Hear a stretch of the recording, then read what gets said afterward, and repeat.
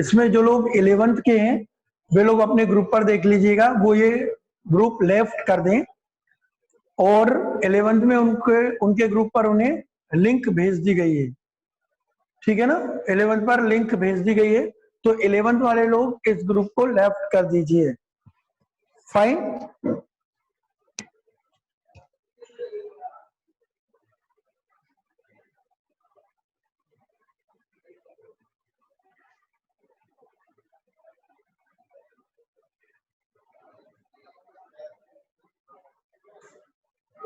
Yes, so once again, welcome. This is Praveen and I am, और आज मैं आपको जो पढ़ाने जा रहा हूँ वो मैं आपको एक हिंदी लिटरेचर है ना, सामान्य हिंदी अपने पास है, उस हिंदी को हम पढ़ेंगे, ठीक है। उसके पहले दोबारा मैं बोल रहा हूँ, जो लोग 11th के इसमें आए हैं,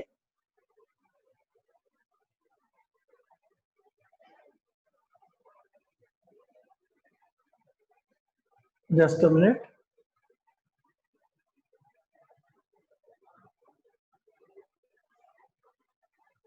यस, जो लोग 11th के आए हैं उनके इस पर यस हिंदी भी पढ़ाएंगे Anurag, and I hope that you will enjoy this Hindi session, है ना। आप इस हिंदी को भी आप एंजॉय करोगे, है ना। मैं थोड़ा सा आपको बता दूं, आपको देख के सबको बड़ा आश्चर्य हो रहा है कि सर आज हिंदी भी, yes, because I love both literatures, है ना। मेरे को दोनों हिंदी और इंग्लिश दोनों ही बहुत अच्छे लगते हैं, एंड मेरी इच्छा है कि मैं अच्छे से आप लोगों को पढ़ाऊं, आप लोगों को बढ़िया समझ में भी आएगा।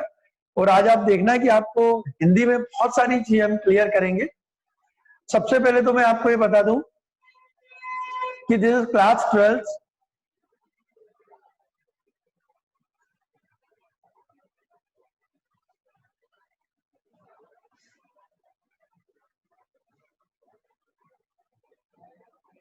एक तो लेट कमर्स है ना, थोड़ा सा अपने को टाइम लग जाता है। चलिए, तो सबसे पहले मैं आपको बता दूं कि जो हमारे पास हिंदी जो चलेगा वो हिंदी कौन सी है, वो है दिस वन, मकरंद, है ना। आप यहां देख पा रहे हो दिस मकरंद है, वो हमारी हिंदी है, and that is not special Hindi, it is general Hindi, क्योंकि स्पेशल हमारे पास क्या है, इंग्लिश है। तो ये मकरंद मैं आपको पढ़ाऊंगा और मैं कोशिश करूंगा कि कुछ इनमें से जो चैप्टर्स हैं वो मैं आपको अच्छी तरह से पढ़ा पाऊं, और आपको डेफिनेटली चैप्टर समझ में आएंगे। I am going to make this Hindi also enjoyable. मैं जो हिंदी है वो भी हमें आपको अच्छी एंजॉयबल बनाऊंगा। एक तो लेट कमर्स फास्ट आ जाए जिससे हम शुरुआत करेंगे।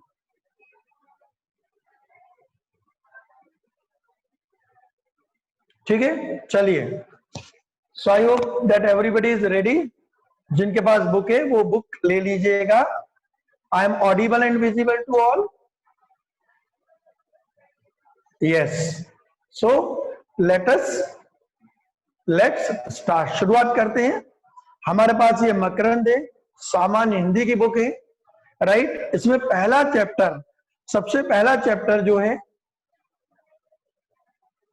फाइन प्रियंका, जो सबसे पहला हमारा इसमें आई कुड से जो पहला पाठ है वो है सूर के बाल कृष्ण। देखिए, बहुत अच्छे से समझना, बहुत अच्छे से आपको समझ में भी आ जाएंगे। और मैं नोट्स मैंने आपको पहले भेज दिए, चैप्टर 1 और 2 के, 3rd के भी मैं आपको भेज दूंगा। चैप्टर 1 के मैंने ऑलरेडी नोट्स आपको भेज दिए हैं। जिन लोगों के पास बुक है वो बुक लेकर बैठे, जिनके पास नहीं है नो इश्यूज, मैं आपको यहाँ पर कुछ स्क्रीन शेयर कर दूंगा जिससे कि हम समझते चले। तो यहाँ पर है सूर के बाल कृष्ण, जैसे कि आपको नाम से मालूम पड़ रहा है कि सूर के बाल कृष्ण, ये सूरदास ने इसको लिखा है, ठीक है ना। सूरदास ने इसको लिखा है और इसलिए इसके सूर के बाल कृष्ण, ये बाल कृष्ण के बारे में बता रहे हैं। देखिए, आप सभी लोग जानते हैं कि सूरदास जी को क्यों जाना जाता है। सूरदास जी को कृष्ण के पद लिखने के लिए जाना जाता है ना। तो आपने जितने भी कृष्ण के पद सुने हैं उन वो अधिकतर वो सूरदास जी ने लिखा है।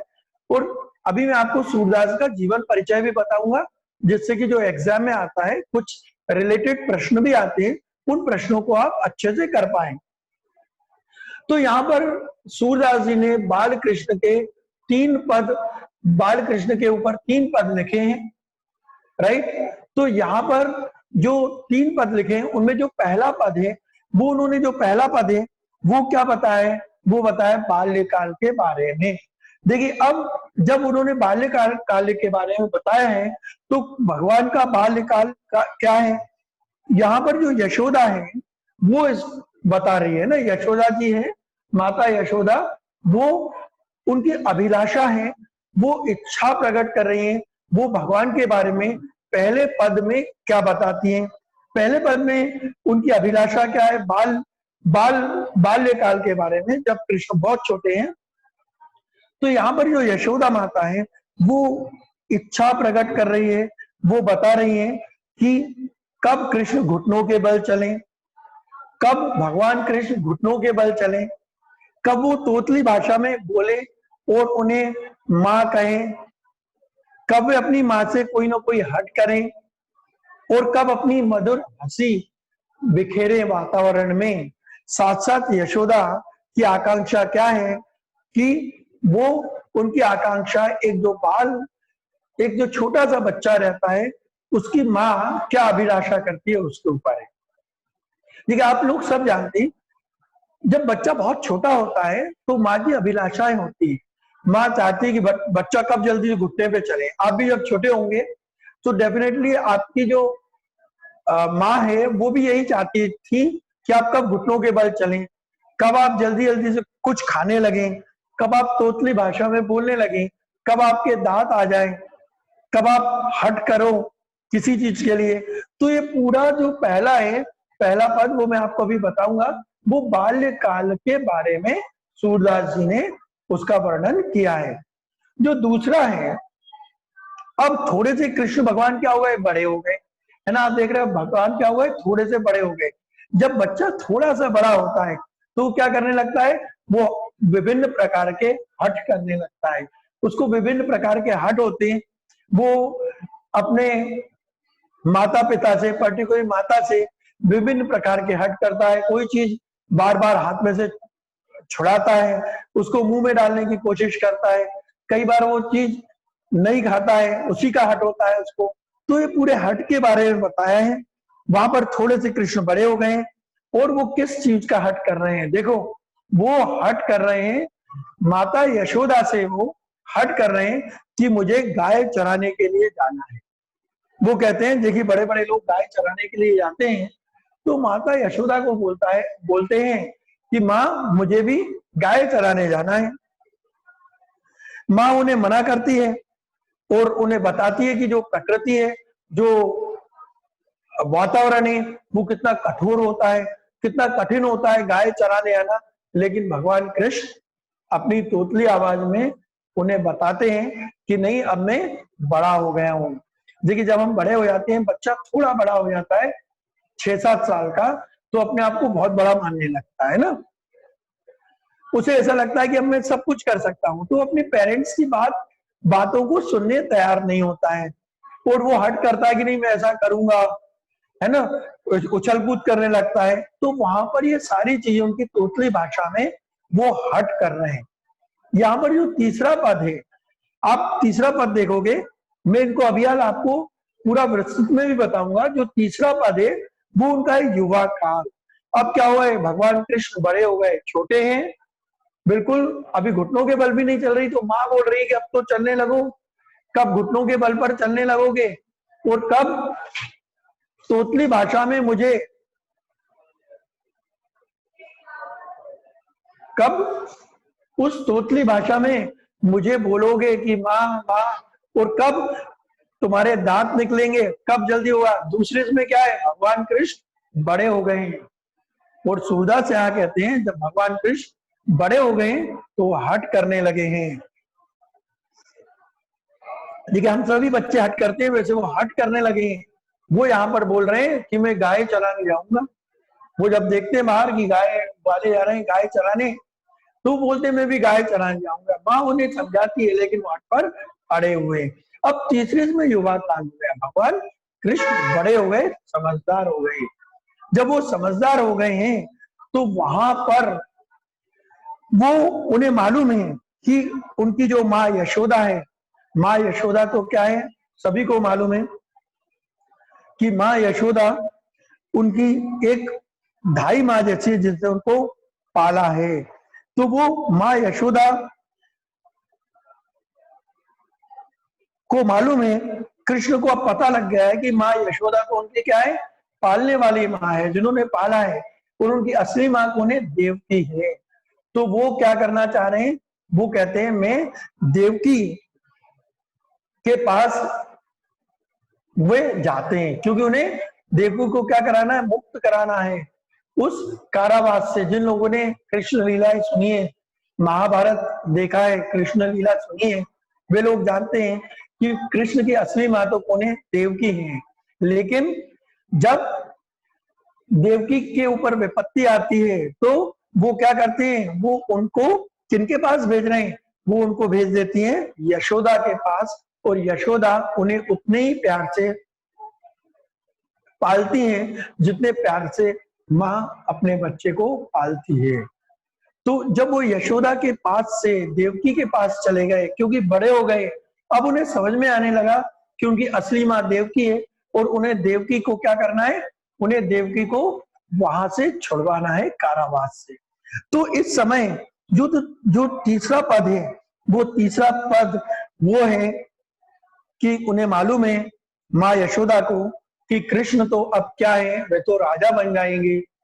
तो माँ यशोदा देवकी को एक पत्र भेजती है ना, एक लेटर भेजती है, किसके माध्यम से, उद्धव के माध्यम से। अब यहाँ पर आप ये कर लीजिए, ये मान के चलिए कि उस जमाने के जो उद्धव है वो क्या है, मैसेंजर है, पत्र वाहक है।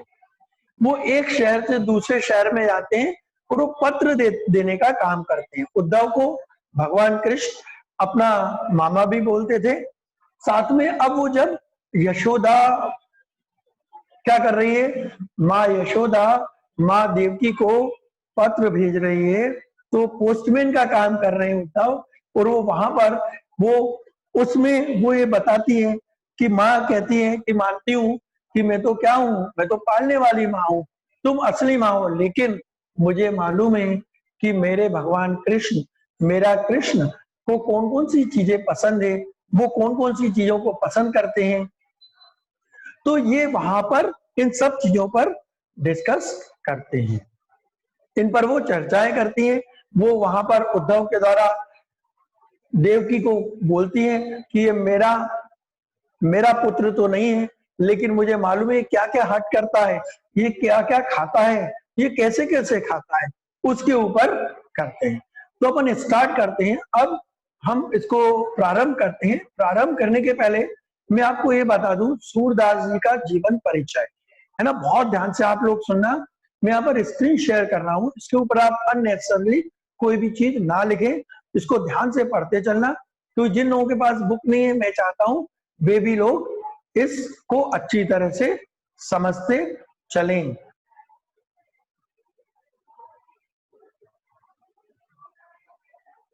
यस, अब आप यहां पर देख पा रहे हैं, यहां पर आप देख रहे हैं कवि परिचय। आप इनके स्क्रीनशॉट ले लीजिएगा, बहुत ध्यान से इनको समझते चलिएगा।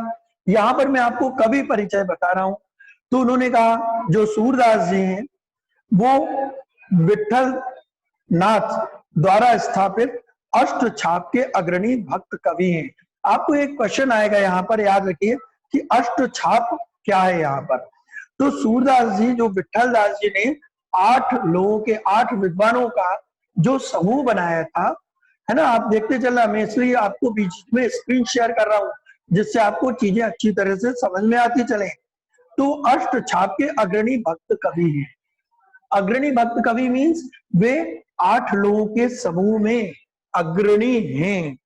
आगे इनके बारे में उन्होंने कहा कि जनश्रुति के अनुसार, जनश्रुति माने आप लोग जानते हैं, जनश्रुति का यहाँ पर क्या मतलब है, लोगों के अनुसार, कि इसका कोई इतिहास का गवाह नहीं है, लेकिन जनश्रुति के अनुसार जो सूरदास जी का जन्म दिल्ली के पास सिंह ग्राम में हुआ। कब हुआ? सन 1478 में। अब आप ये चीज याद रखिएगा, आपको ऐसे क्वेश्चन भी आते हैं, ऐसे प्रश्न आपको आएंगे, इन सभी प्रश्नों के आपको उत्तर आने चाहिए। तो आप इसका उत्तर आप याद रखिए, सन 1478 में हुआ। ठीक है। आप गऊ घाट में जाकर वे रहने लगे थे, जहां भक्तिमय विनय के पद गाते थे, जिसे दैन्य भाव की प्रधानता थी। अब देखिए दैन्य भाव क्या है, मैं आपको ये चीज इतनी विस्तृत में इसलिए बता रहा हूं, आपको प्रश्न आते हैं। यदि आप पुराने बोर्ड के कुछ पेपर देखेंगे तो आप उन प्रश्न पत्रों में देखेंगे कि वहां पर आ गया कि भक्तिमय विनय के साथ दैन्य भाव क्या है। तो दैन्य भाव वो होता है जो थोड़ा सा दुखी भाव होता है। तो यहाँ पर सूरदास जी ने सूरदास जी ने यहाँ पर क्या किया है, सूरदास जी ने जो पद गाए हैं वो दैन्य भाव है उनमें। वल्लभाचार्य जी ने पुष्टि मार्ग में दीक्षित किया। अब पुष्टि मार्ग क्या होता है ये भी आपको जानना जरूरी है। पुष्टि मार्ग यहाँ पर वो है जहां पर हम ईश्वर का साक्षात रूप देखते हैं। हम कल्पना करके किसी व्यक्ति का साक्षात रूप देखते हैं, उसको उन्होंने यहाँ पर पुष्टि मार्ग बताया गया है। सूरदास जी को वो अब अनुभव संपन्न कहा गया है, विवेकशील और संवेदनशील व्यक्तित्व के धनी थे। उनकी मुख्य रचना क्या थी? अब आपको आएगा सूरदास जी की मुख्य रचना क्या थी। तो सूरदास जी की मुख्य रचना थी सूर सागर, प्रमुख रचनाएं। इसके अलावा उन्होंने सूर, सूरावली, साहित्य लहरी रचनाएं भी लिखी। याद रखिए कि आपके काव्य में वात्सल्य, माधुर्य और सख्य भाव की सतत धारा प्रवाहमान रही है। अब यहाँ पर वात्सल्य क्या होता है? यहाँ पर जो वात्सल्य रस है, उस वात्सल्य रस को हमने यहाँ पर कहा कि जो वात्सल्य रस है वो वात्सल्य रस है वो है देखिए माँ का अपने शिशु के लिए प्रेम भाव होना। आप यहाँ पर भी देखिए माता यशोदा जो बाल कृष्ण के लिए अपने भाव प्रकट करती है वो कहते हैं वात्सल्य है। आपके काव्य में भक्ति, आपके पदों में भक्ति, काव्य और संगीत की त्रिवेणी के दर्शन होते हैं। त्रिवेणी का मतलब क्या है? कोई भी तीन। देखो त्रिवेणी का मतलब क्या है? कोई भी तीन। तो इन तीनों के वहां पर अच्छी तरीके से दर्शन करते हैं। और हिंदी साहित्य आकाश में आप सदा सूर्य के समान प्रकाशमान रहेंगे। समझ में आया? तो ये क्या, ये कवि परिचय। मैं आपको इतना विस्तृत में कवि परिचय इसलिए बता रहा हूं क्योंकि ये सारी चीजें पहले के पेपर में पूछी गई हैं। पहले के जितने भी आप प्रश्न पत्र देखेंगे उन सारे प्रश्न पत्र में ये सारी चीजें पूछी गई हैं। इसी मैंने आपको बहुत विस्तृत में पहले आपको क्या बता दिया, मैंने आपको सूरदास जी का कवि परिचय बता दिया है। यस है ना उज्जवल, इट इज इम्पोर्टेंट। ये बहुत आवश्यक है आपको जानना, क्योंकि कई बार क्या होता है हम केवल उसे रट लेते हैं। तो आप जीवन परिचय से रटोगे और वहां पर प्रश्न में आपको कोई भी एक ऐसा आ गया कि आप बताइए कि जैसे कि पुष्टि मार्ग क्या है, तो आप वहां पर रुक जाओगे यदि आपको नहीं मालूम है। यदि आपको किसी ने बताया अष्ट छाप के कवि कौन होते हैं, कौन थे, तो आप बता सकते हो कि 8 कवियों का, मुख्य कवियों का जो एक समूह रहा है उनमें ये अग्रणी थे सूरदास जी। ठीक है, चलिए अब मैं आपको हर एक पद के भाव बता रहा हूं अच्छी तरह से।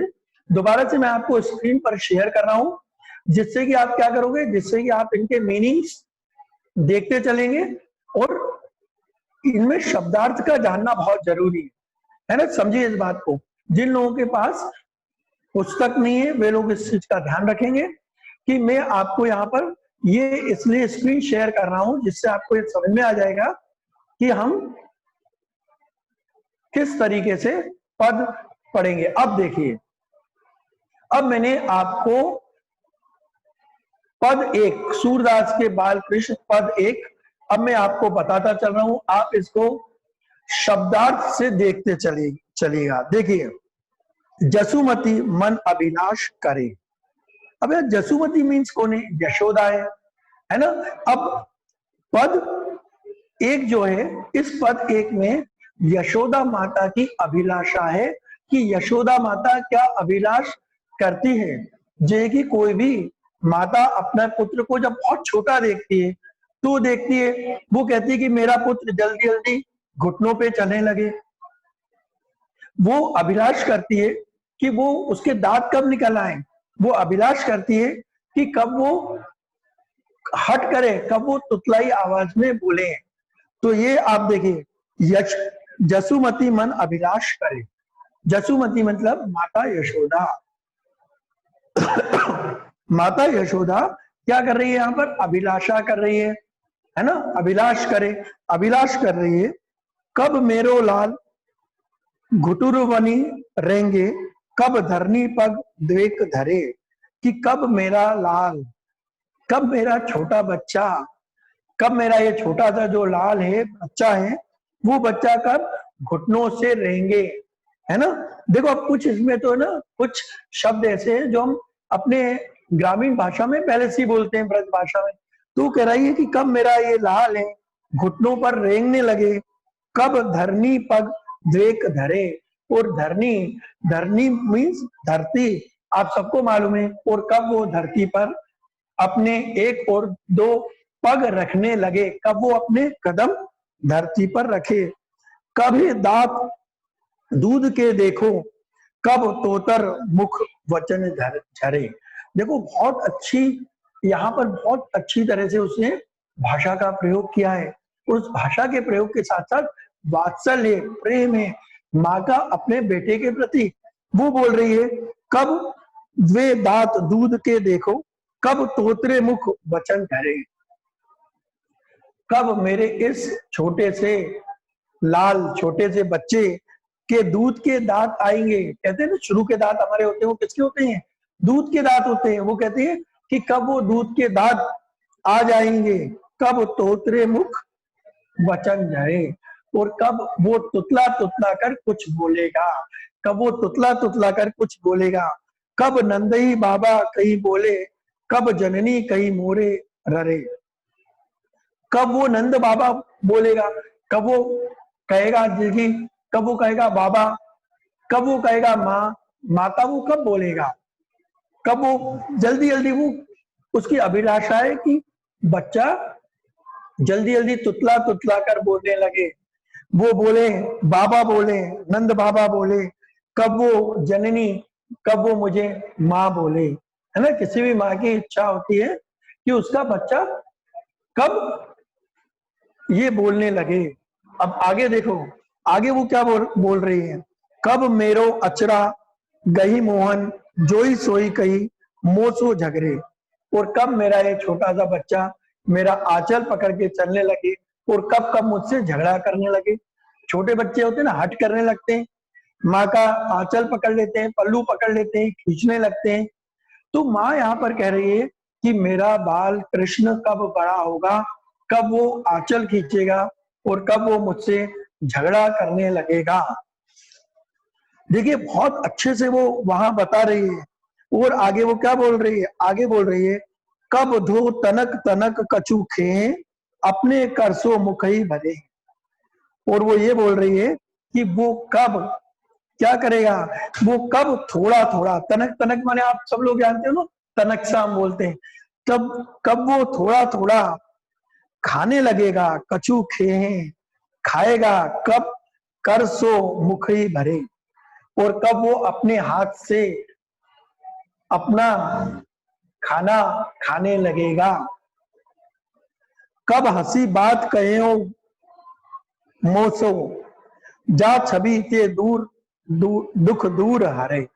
अब देखो आगे वो क्या बोल रहा है कि कब मेरा जो बाल कृष्ण है वो कब हंस हंस के मुझसे बात करेगा, और मैं उसकी छवि देखकर अपने सारे दुख दूर कर लूंगी। वो यहाँ पर बोल रही है कि कब वो हंस हंस के मुझसे बात करेगा और मैं उसकी छवि देखूंगी, और उसकी छवि देखकर मेरे सारे दुख मैं दूर कर लूंगी। श्याम अकेले आंगन छाड़े, आपू गई कछु कानू धरे, यही अंतर अदवाई उठियो एक, गर्जत गगन सहित पहरे। अब वो यहाँ पर देखिए, वहां पर वो माँ कह रही है कि कब शाम, कब मेरा बच्चा, कब मेरा छोटा बच्चा अपने हाथ से खाना खाने लगेगा, और कब वो मुझसे हंस हंस के बात करेगा, उसकी छवि, उसको देखकर ही मेरे सारे दुख दूर हो जाएंगे। इतना कहकर माँ शाम को आंगन में छोड़कर अंदर की ओर जाती है। यही अंतर अदवाई उठ्यो एक, गर्जत गगन सहित पहरे, सूर्यदास ब्रज लोक सुनत धुनी, जो जह तह सब आती ही डरे। और वो कहती हैं कि इसी के साथ क्या होता है, इसी के साथ वहां पर उसे गरजने की, लोगों को गरजने की आवाजें सुनाई देने लगती है, पानी आने की आवाज देने लगती है। और माँ अपने शाम को लेकर कहाँ जाती है, अपने शाम को लेकर माँ अंदर की ओर जाने लगती हैं। तो ये क्या था, ये पद एक था। पद एक में माँ क्या कर रही है, बाल्यावस्था में कृष्ण की हंसी ठिठोली कर रही है, अभिलाषा कर रही है कि भगवान कृष्ण, उसके लाला जल्दी से बड़े हो जाएं। अब देखिए हम आते पद 2 पर। अब यदि अपन पद 2 की बात करें, तो जैसे कि मैंने आपको बताया कि जो पद 2 है ये बाल हट के बारे में है,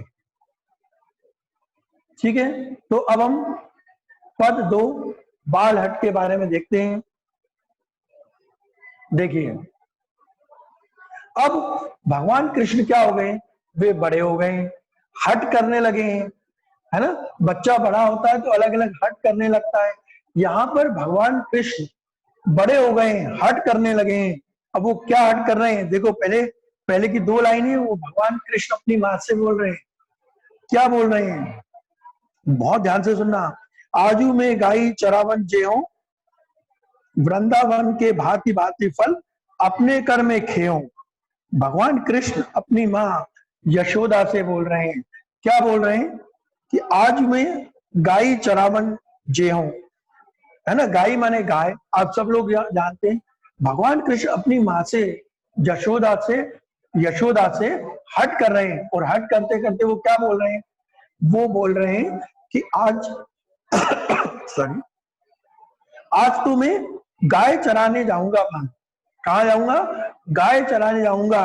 वृंदावन के भांति भांति फल अपने कर में खेऊं, कर माने हाथ। और वो कहते हैं कि वृंदावन के अलग अलग जो फल हैं वो मैं अपने हाथ से खाऊंगा। जैसे कि दूसरे ग्वाल जा रहे हैं, वो भगवान कृष्ण बोल रहे हैं अब मैं बड़ा हो गया हूं ना, और मैं भी अपने आज गाय चराने जाऊंगा और विभिन्न प्रकार के फल अपने हाथ से खाऊंगा। अब देखो ये वहां पर माताओं से क्या बोल रही है, ऐसी बात कहो जनी बारे, देखो अपनी भांति तनक तनक पग चलियो कैसे आवत है राती। माँ उसको बोलती है कि ऐसी बात मत करो, है ना। चनी माने मत, ऐसी बात मत करो, बारे बालक ऐसी बातें मत करो। तनक तनक पग चलियो कैसे आवत है राती। तनक तनक माने छोटे छोटे, तुम्हारे छोटे छोटे कदमों से तुम कैसे वहां पर जाओगे, क्योंकि तुम्हारे छोटे छोटे से कदम है, इन कदमों से तो रात हो जाएगी।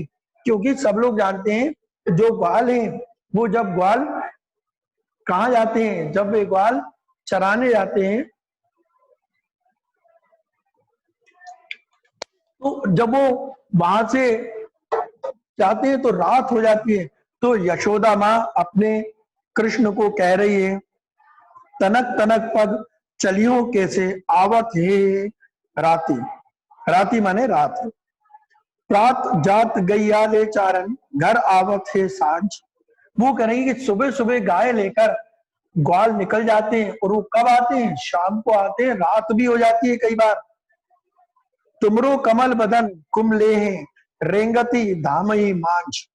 देखो अब माने उसको क्या बोला, पहले तो माने उसको ये बताया कि आते आते रात हो जाती है, अंधेरा हो जाती है। अंधेरा हो जाता है जब गाय चला कर आते हैं, और हो सकता है कि अलग अलग अंधेरा हो जाए, जानवर मिल जाए, तुम छोटे हो, तुम्हारे पग छोटे होते हैं, तुम्हें और भी रात हो जाएगी। जब भगवान कृष्ण इससे नहीं मानते तो वो नया कहती है क्या, तुमरो कमल बदन कुमले ही रेंगती धाम ही मांझ। वो कहती है कि तुम्हारा बदन कैसा है, तुम्हारा शरीर कमल की तरह कोमल है, ये कोमल शरीर कुमला जाएगा, काला पड़ जाएगा। यदि तुम गायों को लेकर कहा जाओगे, चराने जाओगे, तो जो तुम्हारा शरीर है वो शरीर तो क्या हो जाएगा, पूरी तरह से कुमला जाएगा, काला हो जाएगा। लेकिन अब देखो भगवान कृष्ण माँ को क्या कह रहे हैं, भगवान कृष्ण यहाँ पर माँ को कह रहे हैं, तेरी सो मोही माम धाम न लागत भूख नहीं कछुनेक, सूरदास प्रभु कहो न मानत पर्यो आपनी टेक। देखिए अब जो कृष्ण है वे कृष्ण अपनी माँ को कह रहे हैं कि तेरी सो मोही धाम न लागत, वो कह रहे हैं कि तेरी कसम, सौगंध, तेरी सौगंध माँ, मुझे क्या है, मुझे कोई धूप थोड़ी लगती है, मैं तो दिन भर घूमता रहता हूँ। धाम न लागत भूख नहीं कछुनेक, और ना ही मुझे ऐसी भूख लगती है कि तुम्हें लगता हो कि मुझे भूख लगती है, मुझे ऐसी भूख भी नहीं लगती है। सूरदास प्रभु कहो न मानत पर्यो आपनी टेक। टेक माने यहाँ पर क्या है, हट। तो सूरदास यहाँ पर कहते हैं कि जो बाल कृष्ण है वो बाल कृष्ण अपनी यशोदा माँ की इस बात को नहीं मानते हैं, और वो अपनी टेक, टेक माने हट, वो हठी स्वभाव के हैं, वो हट छोड़ने तैयार नहीं है। माँ कैसे भी समझा रही है, माँ बता रही है यदि तुम गाय चराने जाओगे तो तुम तो अभी बहुत छोटे हो, तुम्हारे पैर, तुम्हारे कदम बहुत छोटे छोटे हैं, रात हो जाती है, जब ग्वाल वापस आते हैं, राइट, तो क्या होता है, रात हो जाती है, तुम थक जाओगे। वो और बोलती है कि तुम धूप में जाओगे तो तुम्हारा जो शरीर है, कोमल जैसा नाजुक शरीर है, वो काला पड़ जाएगा, कुमला जाएगा। लेकिन भगवान कृष्ण क्या कर रहे हैं, भगवान कृष्ण तो भी नहीं मान रहे हैं, वे तो कह रहे हैं कि मैं जरूर जाऊंगा और जाकर रहूंगा, टेक माने हट कर रहे हैं। अब देखिए हम देखते हैं पद 3, आज का हम पद तीसरा हम कह रहे हैं। अब पद 3 में वो क्या कह रहे हैं वो भी मैं आपको बताता हूं।